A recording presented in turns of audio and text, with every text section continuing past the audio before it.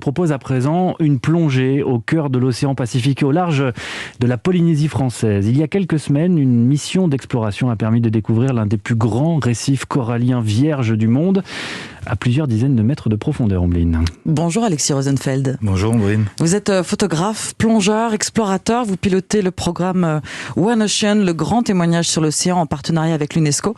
Un projet d'exploration d'une décennie pour raconter l'océan, ses richesses, mais également les menaces qui pèsent sur lui. Et l'une de vos premières missions a été d'aller observer, photographier cet immense récif au large de Tahiti. À quoi ça ressemble ?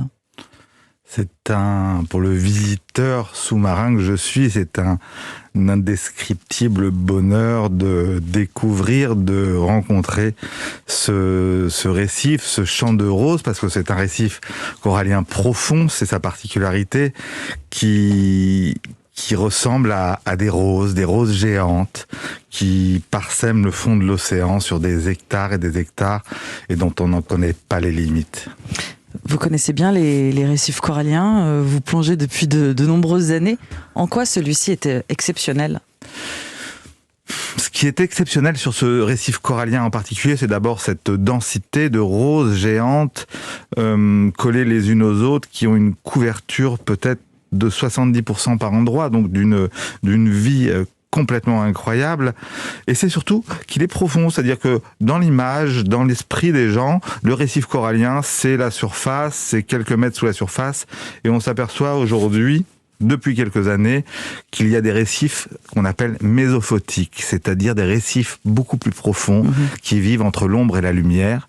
Et l'étendue de ces récifs coralliens, qui se limitaient jusqu'à 20 mètres à présent, vont maintenant jusqu'à parfois plus de 100 mètres de profondeur, et ça ouvre tous les mystères de cet écosystème. Et il est dans un état de préservation exceptionnel. Alors d'après la scientifique du CNRS CRIOB, Laetitia Edouin, avec qui nous avons travaillé sur ce projet, sur cette exploration, oui, c'est un récif dans un état de santé absolument impeccable, en tout cas en très bonne santé, et qui a passé les différentes étapes, ou en tout cas différentes phases de blanchissement et d'agression et de réchauffement de 2017 et 2019. Donc oui, c'est quelque chose d'extraordinaire de voir, de constater, de photographier et d'avoir cette chance infinie d'observer ça, oui, tout à fait. Alors vous aimez la plongée profonde, des nouvelles technologies maintenant vous permettent de vous enfoncer de plus en plus sous la surface de l'océan et de rester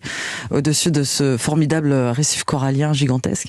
Oui, c'est surtout, c'est grâce à ces systèmes, ces technologies assez nouvelles qui ont quand même une petite dizaine d'années, qu'on utilise de plus en plus, de recycleurs. C'est des petites usines qu'on a dans le dos qui nous permettent de recycler, de nettoyer nos gaz et de rester beaucoup plus longtemps, beaucoup plus profond, et de gérer ces gaz justement avec beaucoup moins de risques, avec pas de risque d'ailleurs pour les plongées, mais même si elles sont très engagées, c'est des plongées parfois qui vont au-delà de 100 mètres, et c'est ce qui permet d'explorer. Et en fait, cette ouverture d'exploration profonde permet de mieux comprendre certains écosystèmes qui étaient jusqu'à présent peu visités. D'après un rapport du Réseau mondial de surveillance des récifs coralliens publié l'automne dernier, en moins de 10 ans, 14% des coraux ont disparu des océans. Alexis Rosenfeld, c'est une note d'espoir de découvrir des champs coralliens comme ça à perte de vue ? Alors, je ne sais pas si on peut dire que c'est une note d'espoir, non, parce que si ce rapport IPBES dit que 14% des coraux ont disparu, c'est qu'ils ont disparu. On va pas pouvoir les retrouver. On va pas pouvoir. Ouais. Voilà, c'est un fait. C'est un fait. Et on parle surtout dans ce rapport des coraux de surface, qui sont des coraux qui sont extrêmement importants. C'est les coraux qui servent de barrière contre les houles du large et qui vont protéger la côte de l'érosion. Donc la continuité d'un récif corallien, c'est que c'est notre écosystème. Et ce qui est important, c'est à partir du moment où il s'est découverte, ces constatations, ces mises en lumière d'endroits aussi magiques, c'est d'avoir une conscience absolue d'une nécessité de protection. Et le fait de découvrir des récifs au fond des mers aussi, ça nous apprend quoi sur l'océan ?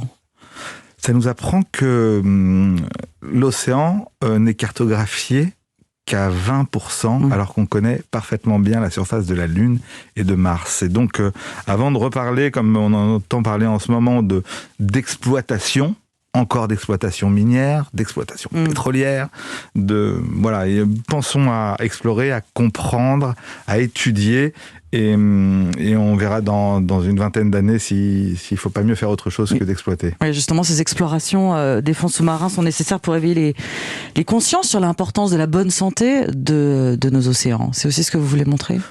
C'est en tout cas montrer la réalité de nos océans. Donc ce projet avec l'UNESCO qui démarre pour une dizaine d'années, c'est dans le cadre de la décennie des sciences océaniques, programme des Nations Unies, qu'on veut porter ces messages qui sont pas forcément des messages d'espoir, qui sont des messages de réalité et de compréhension sur cet océan dont on a besoin, un océan résilient, un océan productif, et que l'exploitation ne peut être réelle que si elle est raisonnée, équilibrée et je dirais sincère dans l'esprit des humains. Vous étiez au large de la Polynésie française entre novembre et décembre. Vous allez y retourner bientôt ?